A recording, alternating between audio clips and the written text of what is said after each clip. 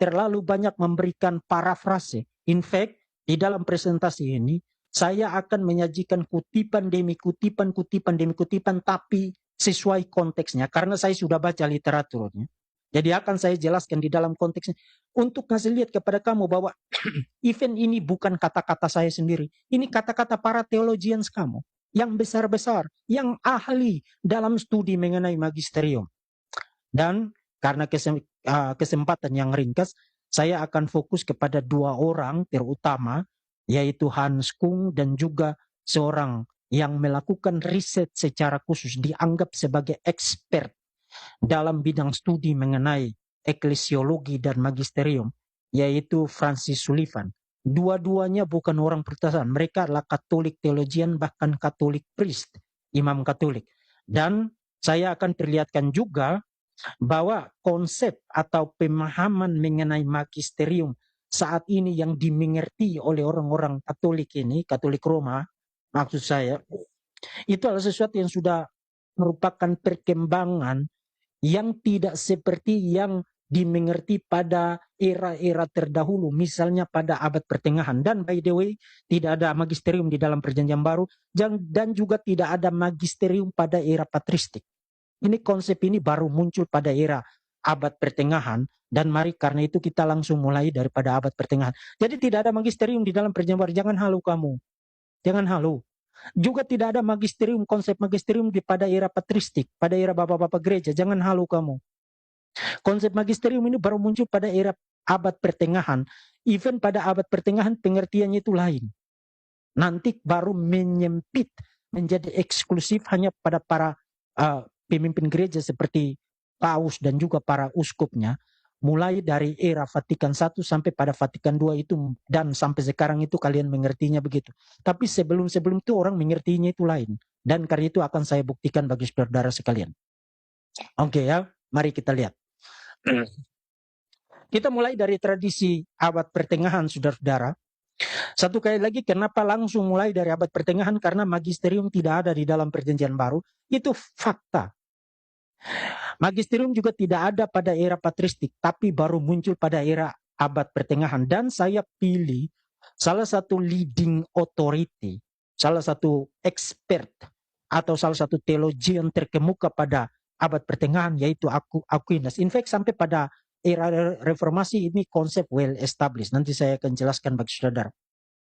Jadi, magisterium di dalam tradisi abad pertengahan itu diartikan sebagai peran atau otoritas, peran dan otoritas dari orang yang merupakan seorang magister.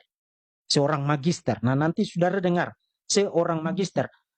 Dan itu tidak bicara tentang magister di dalam gereja. Bicara tentang seorang magister atau seorang yang dianggap ahli atau seorang yang dianggap menguasai satu bidang, menguasai satu body of knowledge. Itulah sebabnya kalau saudara baca Francis Sullivan, saya tidak mau di sini, ini informasi dari Sullivan.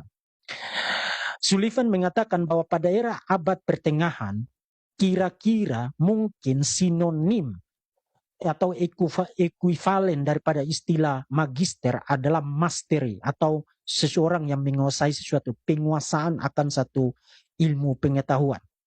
Dan Aquinas sendiri, saudara, Aquinas sendiri memahami magisterium itu dalam dua kategori. Kalau saudara lihat di materi yang saya siapkan sekarang, dalam bahasa Latin, dia gunakan istilah magisterium cathedrae pastoralis. Nah, magisterium cathedrae pastoralis itu bicara tentang otoritas atau wewenang pastoral dari para pemimpin gereja seperti para uskup. Itu dia sebut sebagai magisterium cathedrae pastoralis. Jadi mereka mengajar ex officio praelationis. Itu berarti mereka mengajar menurut kedudukan pastoral mereka di dalam gereja. Itu satu. Tapi di samping magisterium dalam arti wewenang otoritas mengajar dari para pemimpin gereja, Aquinas juga bicara tentang magisterium jenis atau yang kedua, yaitu magisterium cathedrae magistralis. Siapa itu yang ada di dalam kelompok yang kedua? Magisterium Cathedrae Magistralis. Siapa itu? Para profesor teologi, para teolog. Jadi yang disebut magisterium pada era abad pertengahan itu bukan hanya paus dan para uskup. Sekarang kalau you tanya orang Katolik Roma, magisterium itu siapa? Paus dan para uskupnya. Tapi pada abad pertengahan, Aquinas, dan itu tradisi yang sangat panjang, even sampai pada era reformasi, saudara-saudara, seperti yang tadi sudah saya singgung. Even sampai pada era reformasi, kenapa Luther punya kesempatan dan bahkan dikasih panggung dan bahkan dikasih telinga, didengar pada saat dia mengajar, even to the point dia mengkritik gereja Katolik Roma. Kenapa? Karena dia seorang doktor teologi. Dia merupakan bagian daripada magisterium dalam dunia akademik. Jadi magisterium pada abad pertengahan itu bukan hanya magisterium di dalam gereja, tapi magisterium di dalam dunia akademik. In fact, saudara-saudara, kalau bicara tentang cakupan atau keluasan cakupan otoritas mengajar dari kedua jenis magisterium ini, magisterium yang pastoral dan magisterium yang akademik, menurut Aquinas, siapa yang otoritasnya lebih luas atau siapa yang panggungnya lebih luas? Bukan uskup. Karena uskup itu dia punya otoritas yang terbatas hanya di dalam wilayah gereja. Seorang profesor teologi, seorang teolog, seorang doktor teologi, itu justru punya otoritas mengajar, panggung untuk mengajar, wewenang, cakupan, keluasan mengajar, yang jauh lebih luas, bahkan melampaui gereja. Dia bisa mengajar dunia. You uskup, you pemimpin gereja, you mengajar di atas mimbar, di dalam lingkup intern gereja. Yang punya wewenang untuk mengajar dunia adalah profesor teologi atau doktor teologi. Itu sebabnya pada era abad, pada masa reformasi, Luther itu selalu disebut Dr. Luther, Dr. Luther, Dr. Luther. Itu bukan sekedar mau bicara tentang gelarnya. Itu mau bicara tentang mengintonasikan wewenang akademiknya, otoritas akademiknya, untuk memberikan refleksi, memberikan disputation.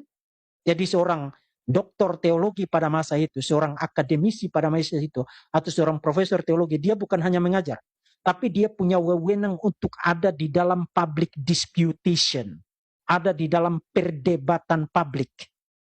Karena itu tugas seorang magisterium dalam bidang akademik, mengajar, menulis, dan berdebat secara publik.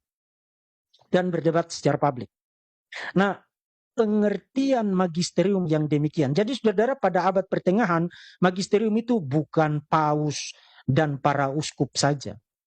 Magisterium itu termasuk di dalamnya para profesor teologi dan para teolog, para doktor teologi. In fact, kalau mau bicara tentang cakupan keluasan, wewenang wilayah untuk mereka exercise authority mereka, otoritas mereka dalam hal mengajar, yang lebih luas itu adalah yang punya profesor teologi, yang punya doktor teologi, yang merupakan akademisi, karena mereka dianggap punya kapasitas, punya kredensi, punya kredibilitas, punya kualifikasi untuk teaching the whole world, mengajar seluruh dunia mengenai kebenaran-kebenaran yang ada. Itu pada abad pertengahan. Nah, tapi saudara-saudara, pada era Vatikan I, mulai dari Vatikan I sampai klimaknya di Vatikan II, pengertian magisterium itu mulai dipersempit.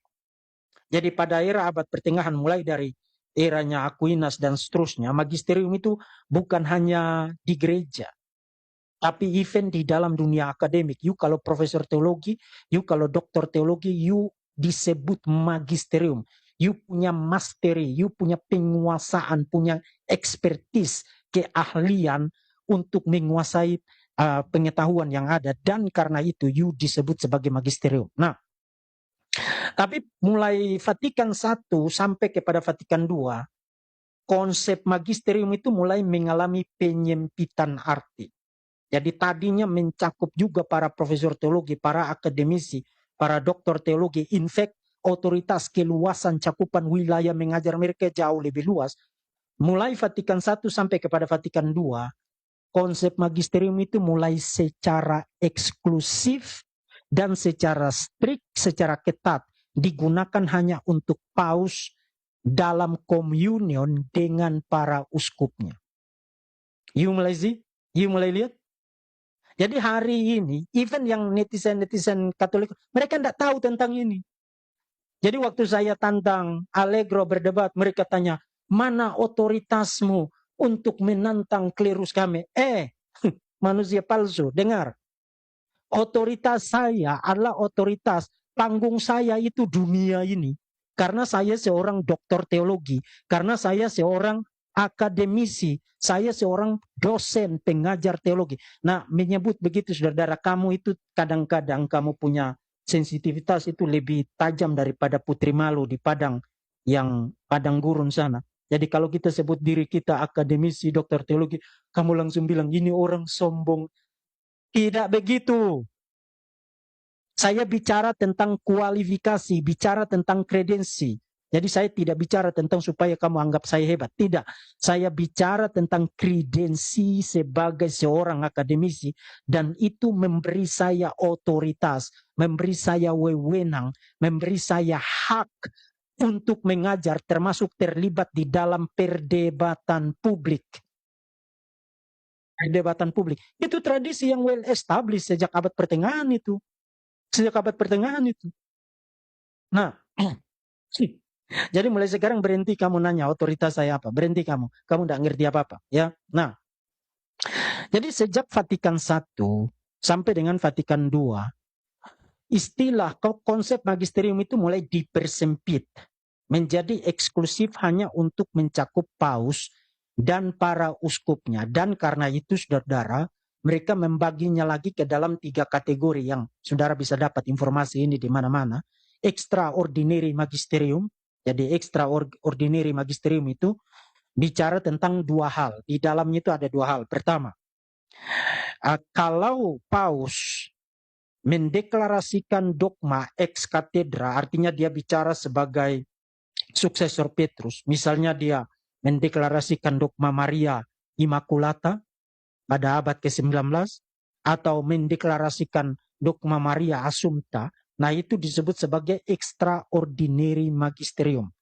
Magisterium luar biasa di mana seorang paus dia exercise otoritasnya sebagai gembala universal gereja untuk mendeklarasikan dogma. Nah, kalau dia exercise otoritasnya sebagai gembala universal gereja, maka deklarasi dogmatisnya itu menjadi infallible, tidak dapat salah.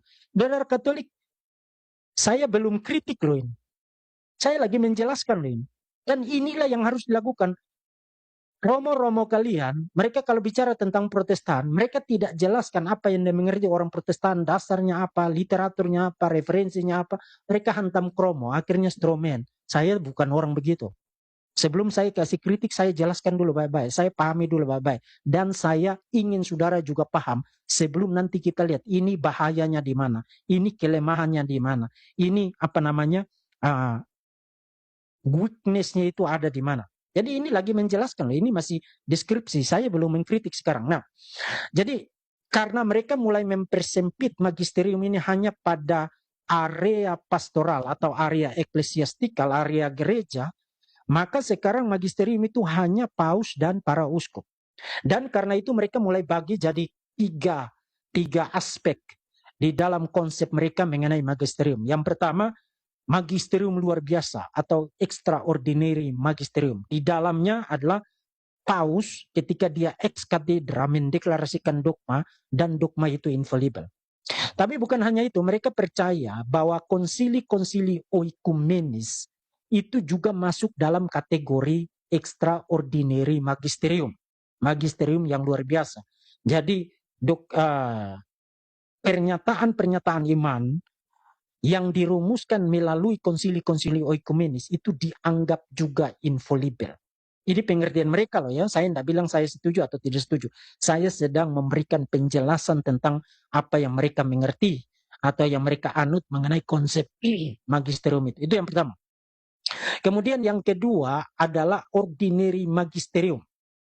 Nah, ordinary magisterium ini apa? atau magisterium biasa.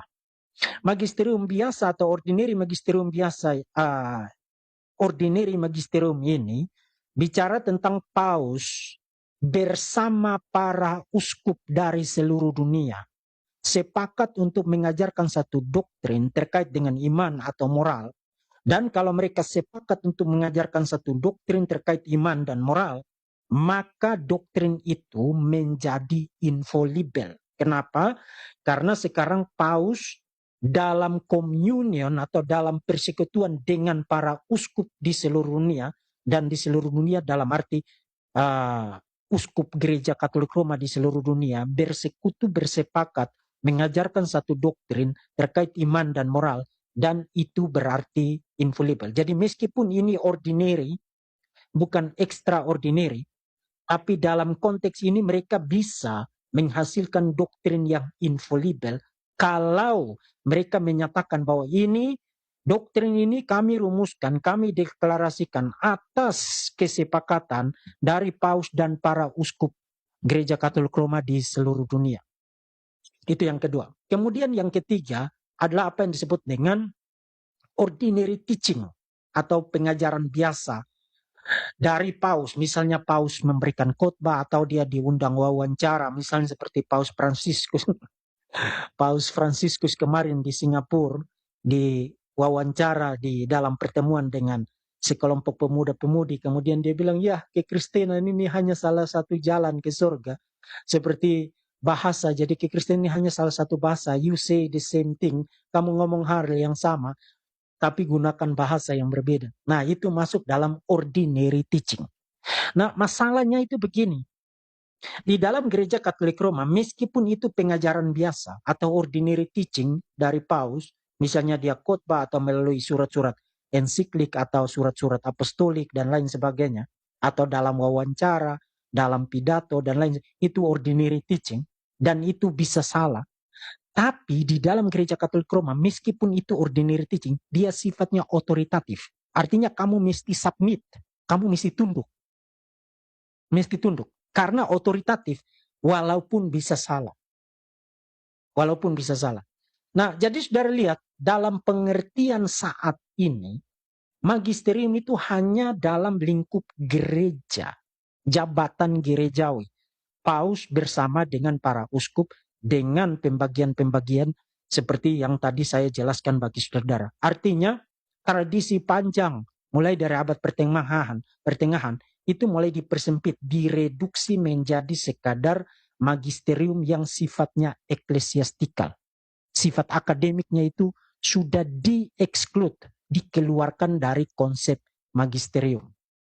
Ini sekarang ya, pemahaman sekarang di dalam tradisi gereja Katolik Roma. Nah, apa tugas daripada magisterium dalam pengertian saat ininya di dalam tradisi gereja Katolik Roma? Saya tidak perlu menciptakan sendiri, ini ada di dalam dokumen Vatikan II, dan ini in fact bukan saya juga yang terjemahkan, ini saya langsung kopas daripada website Katolisitas.org, dan saudara silakan perhatikan. Adapun tugas untuk menafsirkan secara otentik, nanti saya akan jelaskan bagian-bagian yang saya miringkan dan kasih warna di situ. Adapun tugas untuk menafsirkan secara otentik sabda Allah yang tertulis dan diturunkan itu dipercayakan hanya kepada wewenang mengajar gereja atau magisterium yang hidup, yang kewibawaannya dilaksanakan atas nama Yesus Kristus. Dan ini perhatikan, ini yang menarik ya. Wewenang mengajar itu tidak berada di atas sabda Allah, melainkan melayaninya, yakni dengan hanya mengajarkan apa yang diturunkan saja, sejauh sabda itu karena perintah ilahi dan karena bantuan Roh Kudus didengarkan dengan hikmat, dipeliharanya dengan suci dan seterusnya. Saya tidak usah baca, nanti saudara baca sendiri. Tapi saya mau jelaskan beberapa hal di sini. Apa yang dimaksud dengan menafsirkan secara otentik? Nah, saudara-saudara, di dalam bahasa Latinnya authenticum itu sebenarnya bukan berarti otentik dalam arti genuine, tapi sebenarnya berarti otoritatif. Jadi mengajar secara otoritatif. Nah, siapa yang mengajar secara otoritatif? Yang mengajar secara otoritatif diberikan hanya, perhatikan, hanya kepada wewenang mengajar gereja yang hidup. Nah, wewenang mengajar yang hidup itu siapa? Yes, magisterium. Jadi hanya magisterium yang boleh menafsirkan firman Allah, hanya magisterium yang boleh mengajarkan firman Allah, dan hanya magisterium yang boleh memberikan pembelaan terhadap firman Allah. Nah, sekarang pertanyaan berikut. Apa yang mereka maksudkan dengan firman Allah? Makanya saudara Ratati perlu membaca supaya jangan stromen. Jadi seperti begini. You kalau bicara dengan seorang muslim tentang Quran dan Alkitab, you sama-sama menyebut kedua kitab suci itu firman Tuhan. Tapi pengertian firman Tuhan bagi Quran dengan pengertian firman Tuhan bagi Alkitab itu completely berbeda. Completely berbeda. Demikian juga halnya waktu you bicara tentang firman Tuhan atau firman Allah di dalam reformasi dan di dalam gereja Katolik Roma itu berbeda. Hari ini saudara, kalau you bilang mari kita mendengarkan firman Tuhan atau mari kita membaca firman Tuhan. Firman Tuhan yang kamu maksud itu apa? Alkitab yang tertulis. 66 kitab itu. Yang tertulis. Artinya yang kamu maksudkan adalah scripture, kitab suci. Tapi kalau seorang Katolik Roma bicara tentang firman Tuhan, dia belum tentu loh maksudkan firman Tuhan itu berarti Alkitab loh. Karena di dalam gereja Katolik Roma, firman Tuhan itu bukan hanya yang tertulis, tapi juga tradisi suci atau tradisi lisan. Makanya kalau you baca dokumen ini, saudara perhatikan, menafsirkan secara autentikum dalam arti secara otoritatif, sabda Allah atau firman Allah, dan perhatikan, yang tertulis dan yang diturunkan. Nah, apa maksudnya yang tertulis dan yang diturunkan? Yang tertulis itu Alkitab. Dan yang diturunkan adalah tradisi suci. Artinya yang diturun alihkan dari satu generasi kepada generasi yang lain, dipelihara di dalam gereja Katolik Roma. Jadi kalau you menggunakan istilah firman Tuhan atau sabda Allah atau firman Allah dalam konteks reformasi dan gereja Katolik Roma, you harus hati-hati. You jangan segera berpikir bahwa oke, karena dia gunakan istilah firman Tuhan berarti yang dia maksudkan Alkitab. Tidak, belum tentu. Karena firman Tuhan di dalam gereja Katolik Roma itu punya dua bagian. Firman yang tertulis dan firman yang lisan, yaitu tradisi suci atau tradisi lisan. Dan tradisi suci atau tradisi lisan berarti perkataan pengajaran Yesus dan para rasul yang tidak tercatat di dalam Alkitab, tapi yang terpelihara secara lisan di dalam gereja Katolik Roma. Jadi harus hati-hati ya. Kemudian saudara perhatikan, wewenang mengajar itu atau magisterium tidak berada di atas sabda Allah. Nah, ini yang menarik saudara-saudara. Karena begini saudara-saudara, waktu mereka argue melawan sola scriptura, apa yang mereka bilang? Oh, sola scriptura tidak cukup. Harus tambah tradisi dan magisterium. Masalahnya apa? Masalahnya adalah begini, event sumber otentik, sumber ofisial resmi daripada gereja Katolik Roma itu sendiri tidak mengatakan bahwa tradisi suci atau tradisi lisan itu adalah theopneustos. Diilhamkan. Menggunakan istilah daripada 2 Timotius 3 ayat 15 dan 16. No. Jadi meskipun tradisi itu otoritatif, tapi tidak dikategorikan theopneustos. Nah kalau dia tidak theopneustos, bagaimana posisinya bisa setara dengan Alkitab? Itu yang pertama. Yang kedua, event gereja Katolik Roma sampai dengan masa ini, sekarang mereka tidak punya daftar objektif yang bisa diverifikasi. Oh ini loh daftar tradisi apostolik yang tidak ada di dalam Alkitab tapi masih ada di dalam gereja Katolik Roma. Mereka tidak punya itu. Bergantung siapa pausnya.